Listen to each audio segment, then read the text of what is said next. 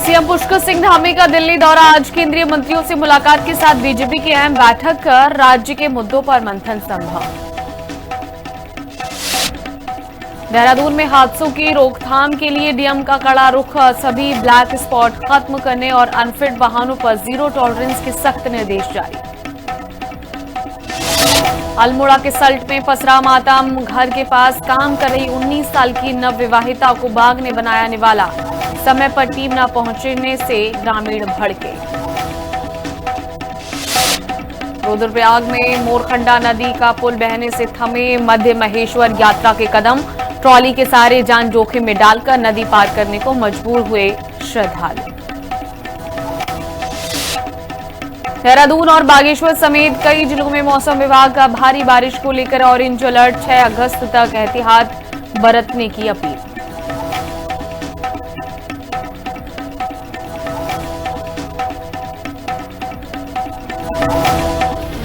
नमस्कार, हिंदी खबर देखने आप और मैं हूं आपके साथ मीनाक्षी सिसोदिया। हाजिर हूं उत्तराखंड की खबरों के साथ।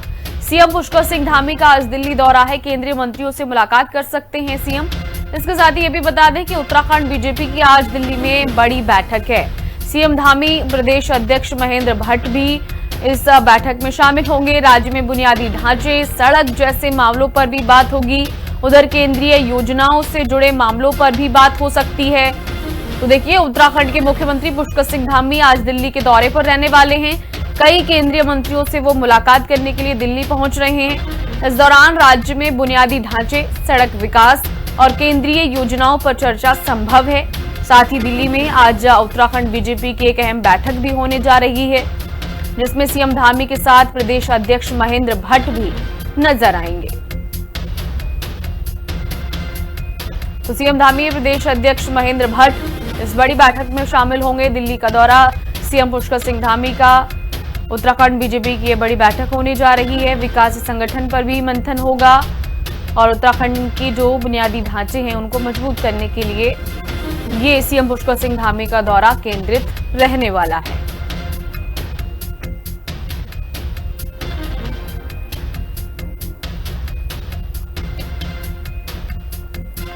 उधर उत्तराखंड के कई जिलों में आज बारिश का अलर्ट जारी किया गया है। बता दें कि देहरादून और बागेश्वर जिले में तेज बारिश की चेतावनी जारी की गई है। पौड़ी, रुद्रप्रयाग, चमोली, उत्तरकाशी ये वो जिले हैं जहां पर येलो अलर्ट जारी है। उत्तराखंड में मौसम का मिजाज फिलहाल बिगड़ा रहेगा। मौसम विज्ञान केंद्र ने बुधवार के लिए यानी कि आज के लिए देहरादून और बागेश्वर जिलों में भारी से बहुत भारी बारिश की संभावना जताते हुए ऑरेंज अलर्ट जारी किया है। वहीं आगामी 6 अगस्त तक राज्य के पर्वतीय जिलों में हल्की से मध्यम बारिश के चलते येलो अलर्ट जारी किया गया है। मौसम निदेशक डॉक्टर सीएस तोमर ने लोगों से सतर्क रहने की अपील की है। भूस्खलन संभावित क्षेत्रों में अनावश्यक यात्रा न करने और प्रशासनिक एडवाइजरी का पालन करने की भी अपील की गई है। तो बारिश को लेकर ये मौसम विभाग का अलर्ट जारी है। सतर्क रहने की सलाह और संभल कर रहने की सलाह यहां पर मौसम विभाग लगातार दे रहा है। अब बात करेंगे उत्तराखंड के सीएम पुष्कर सिंह धामी ने जो एक्सपर्ट पोस्ट किया है उसकी। भारी बारिश की स्थिति को देखते हुए सीएम पुष्कर सिंह धामी ने ये पोस्ट किया। आपदा प्रबंधन को हाई अलर्ट पर रहने के निर्देश दिए गए हैं। प्रदेश में भारी वर्षा की स्थिति को देखते हुए आज प्रातः सचिव आपदा प्रबंधन को हाई अलर्ट पर रहने के निर्देश दिए हुए हैं। एसडीआरएफ, एनडीआरएफ और सभी जिला प्रशासन को पूरी तरह सतर्कता बरतने के साथ किसी भी आपात स्थिति में तत्काल राहत एवं बचाव कार्य सुनिश्चित करने के लिए भी कहा गया है। सभी प्रदेशवासियों व पर्यटकों से भी अपील की है कि मौसम की परिस्थितियों को देखते हुए विशेष सावधानी बरतें, अनावश्यक यात्रा करने से बचें और अत्यंत आवश्यक होने पर ही यात्रा करें। नदी, नालों एवं संवेदनशील क्षेत्रों से सुरक्षित दूरी बनाए रखें। साथ ही सीएम ने यह भी कहा कि प्रशासन द्वारा जारी दिशा निर्देशों का पालन करें। आप सभी की सुरक्षा हमारी सर्वोच्च प्राथमिकता है।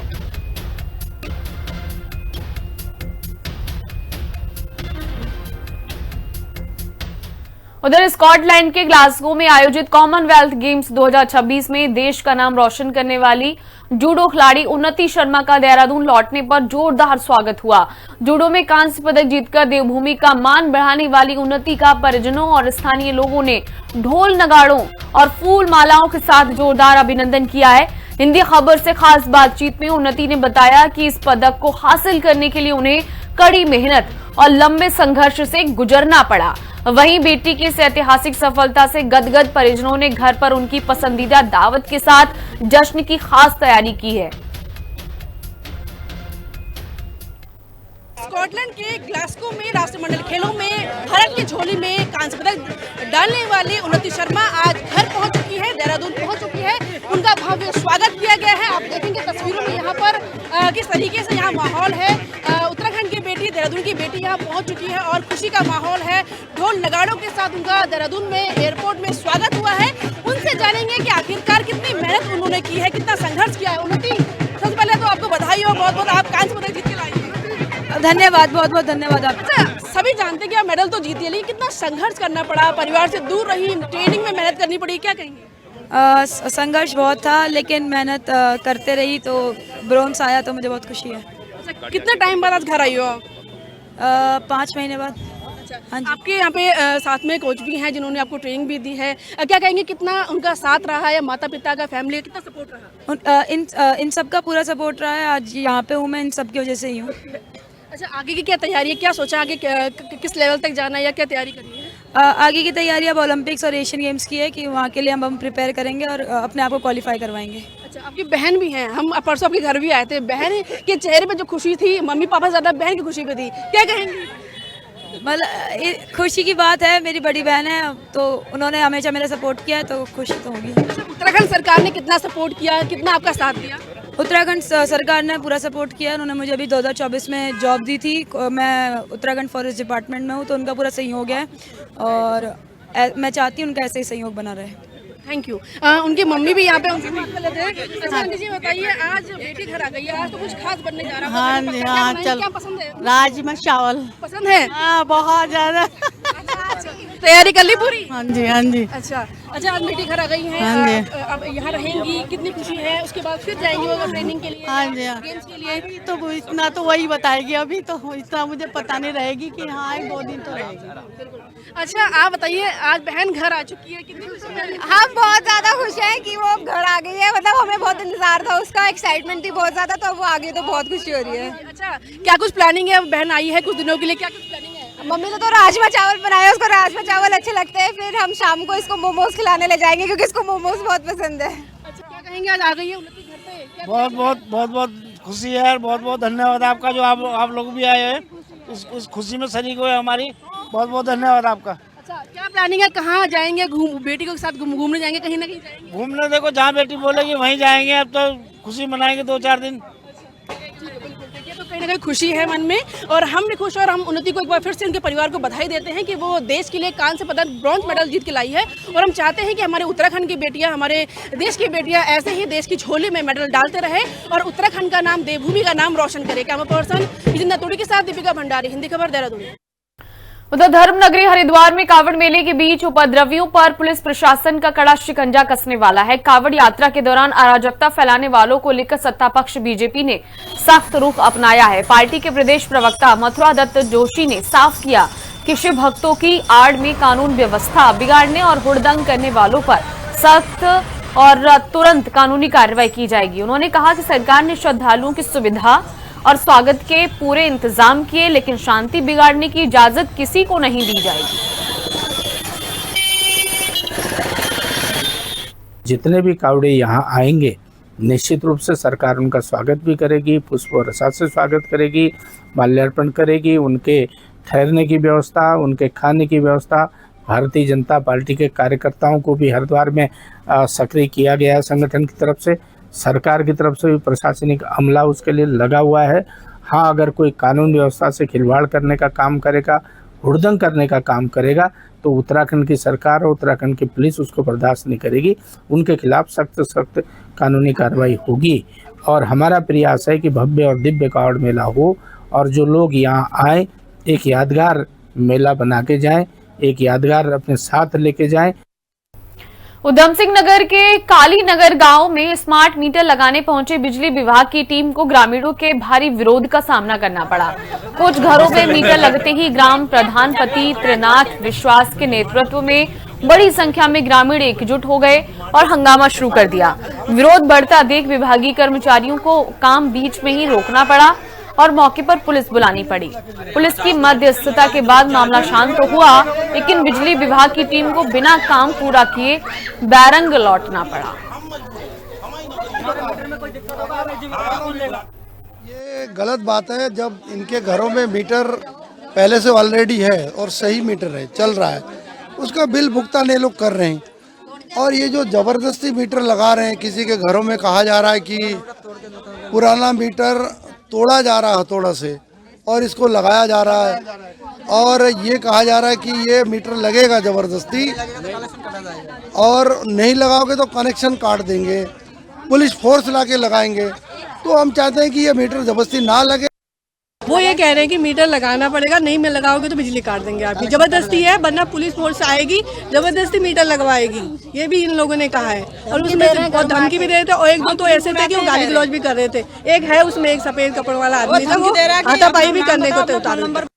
जबरदस्ती आके मीटर तोड़ने लगे, कह रहे जरूरी लगना है, जबरदस्ती लगाएंगे नहीं तो तुम्हारा तार काट देंगे बोल रहे हैं, तुम्हारे घर का कनेक्शन कट जाएगा बोल रहे हैं। और घर में जबरदस्ती करके लगा रहे थे, मीटर तोड़ रहे थे, हथौड़े से दूसरा मीटर को तोड़ने की वो कर रहे थे कोशिश। तो हमने जबरदस्ती नहीं तोड़ने दिया, प्रधान जी को बुलाया, फिर यहाँ उत्तराखंड की पॉली हाउस योजना में करीब 112 करोड़ रुपए के भुगतान को लेकर गंभीर सवाल खड़े हो गए हैं। कांग्रेस के पूर्व प्रदेश अध्यक्ष करण महारा ने सरकार पर वित्तीय अनियमितताओं के गंभीर आरोप लगाए। महारा ने सवाल उठाया कि बिना भौतिक सत्यापन और काम पूरा हुए बिना ड्रैथवेट कंपनी को इतनी बड़ी रकम कैसे जारी कर दी गई। उन्होंने कहा कि कंपनी से 38 करोड़ रुपए वापस जमा कराने के बाद भी 74 करोड़ रुपए का हिस्सा बाकी है। कांग्रेस ने पूरे मामले की निष्पक्ष जांच और दोषियों पर सख्त कार्रवाई की मांग की है। एक ऐसी कंपनी जिसका नाम ब्रेथवेट एंड कंपनी लिमिटेड है, इसका हेड ऑफिस कलकत्ता है, उसको ये कार्य दिया गया। आप जानकर आश्चर्य करेंगे कि इस कंपनी का जो विशेष अनुभव है वो रेलवे के पार्ट्स बनाने में, ब्रिज बनाने में और हैवी स्ट्रक्चर बनाने में है।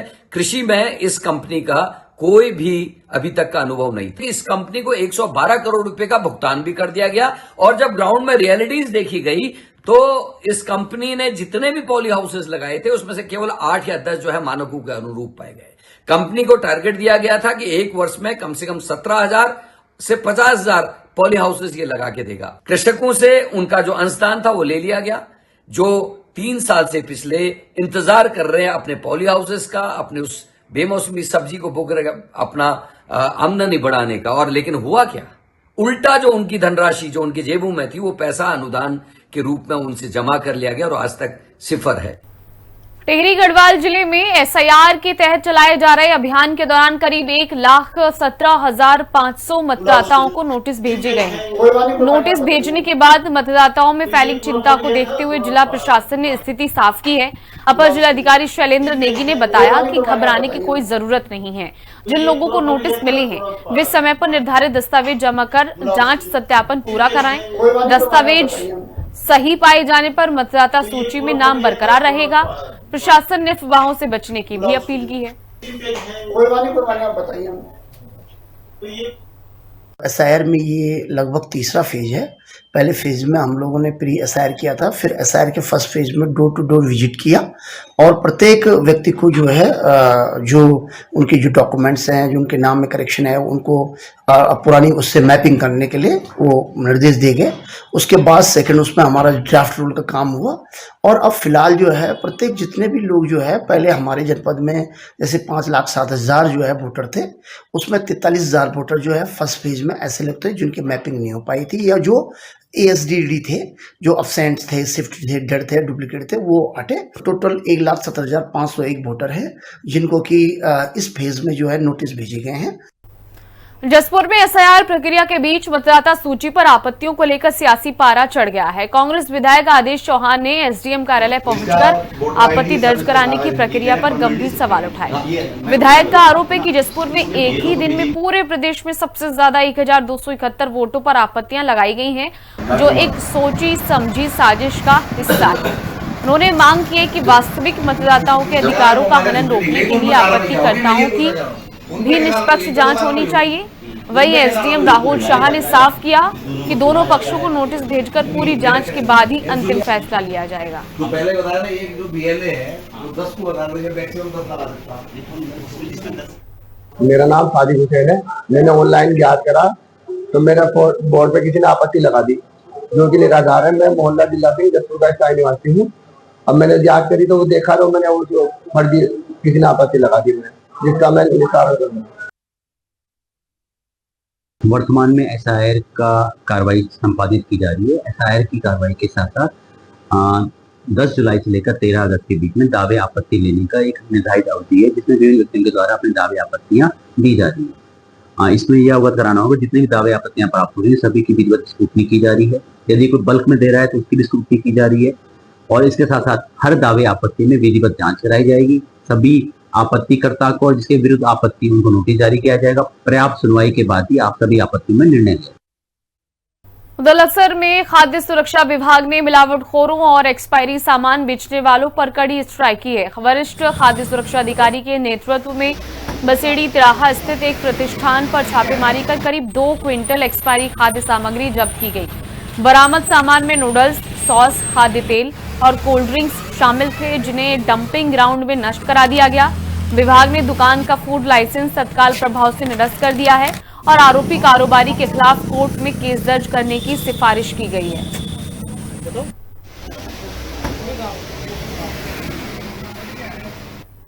उधर जौनपुर रमवाई क्षेत्र को अनुसूचित जनजाति यानी एसटी का दर्जा दिलाने की 1952 से लंबित मांग एक बार फिर तेज हो गई है। मसूरी टाउन हॉल में आयोजित संयुक्त बैठक में जनप्रतिनिधियों और सामाजिक संगठनों ने एक सुर में हुंकार भरते हुए कहा कि एसटी का लाभ किसी एक हिस्से को नहीं बल्कि पूरे जौनपुर रमवाई क्षेत्र को मिलना चाहिए। वक्ताओं ने कहा कि जौनसार बावर से सांस्कृतिक समानता के बावजूद इस क्षेत्र को हक नहीं मिला। अब इस मांग को निर्णायक मुकाम तक पहुंचाने के लिए जल्द ही एक बड़ी महापंचायत का ऐलान किया जाएगा। ये 5 क्राइटेरिया थे। हमारी जो सभ्यता है, जो जौनपुर की रवाई की जो रहन सहन है, बोली भाषा, खान पान है, वो एक आदिवासी लक्षण है हमारे। तो सबका यही है कि भाई हमें जनजाति में शामिल करने की मांग की जाए। वो कुछ राजनीतिक साथियां हैं हमारे लोग, वो राजनीतिक लाभ के लिए उन्होंने इस तरह को हमारे रवाई और जौनपुर को बांटने का प्रयास किया और हमने उनसे भी निवेदन किया कि भाई रवाई जौनपुर की लगभग 70-75-80 साल पुरानी मांग को आप हमें ऐसे मत बांटो। हमारी तब भी उनके पूर्वजों ने, बुजुर्गों ने इकट्ठी इस लड़ाई को लड़ा और हम चाहते हैं कि आज भी हम इस लड़ाई को इकट्ठा ही लड़ें। और जो रवाई जौनपुर की एक विशेषता रही है, जो हमारे तीज त्योहार है, बोली भाषा है, रहन सहन, खान पान, हर तरह की जो हमारी एकता है वो बनी रहे आगे।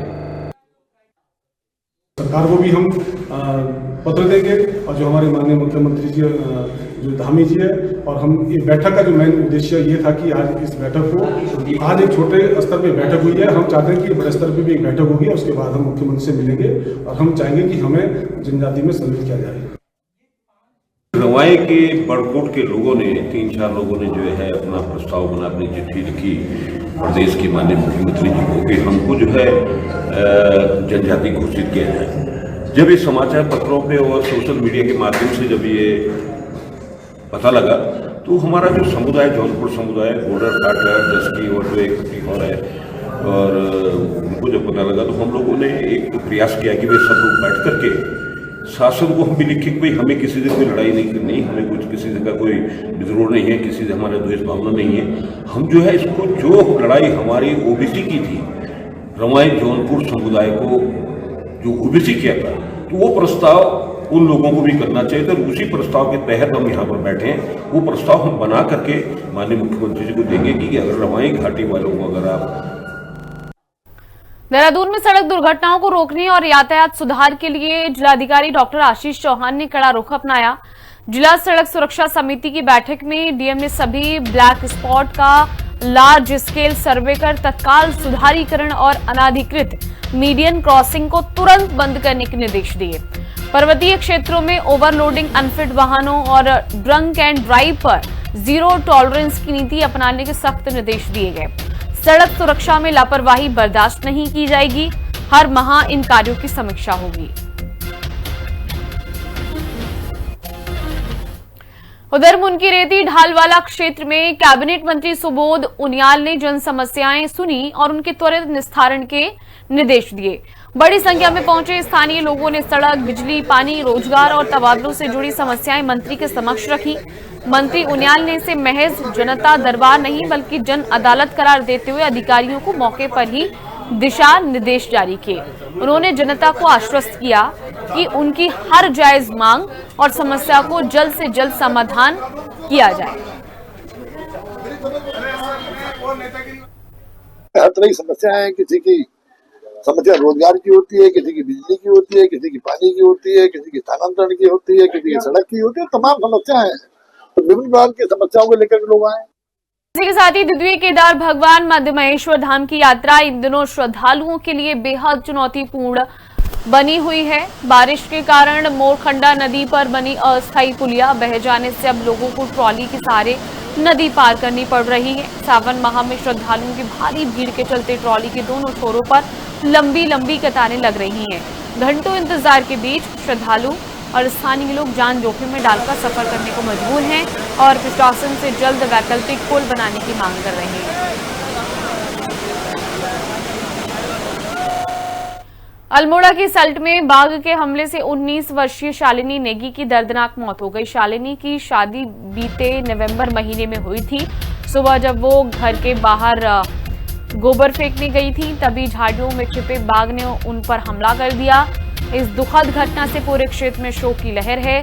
वहीं सूचना देने के बावजूद देर शाम तक वन विभाग की टीम न पहुंचने पर ग्रामीणों में भारी आक्रोश है। दिन भर ग्रामीण खुद ही खोजबीन में जुटे रहे।